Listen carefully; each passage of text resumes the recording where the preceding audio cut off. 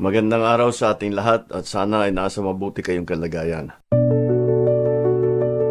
Matinding pagsubok ang sinasapit ng marami sa ating mga kababayan dahil sa nagdadaang bagyo. Kaya't ngayong undas, bukod sa ating mga yumaong mahal sa buhay, ay isama na rin natin ang ating panalangin para sa mga biktima at nasalanta ng sakunang ito.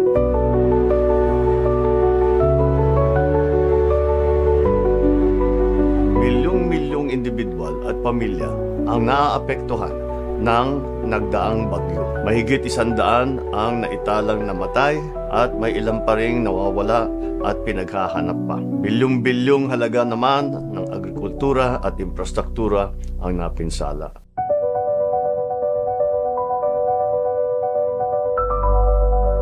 Dalawang linggo na ang lumipas nang ginanap dito sa ating bansa ang Asia-Pacific Ministerial Conference on Disaster Risk Reduction. Isang nagpapanahong pagtitipon para pag-usapan at solusyonan ang mga ganitong uri ng sakuna na nararanasan hindi lamang dito sa Pilipinas kundi ng buong mundo. Dahil nga ang panahon ay nagbabago na, ang tag-init ay sobrang init, ang tag-ulan, grabe naman ang ulan.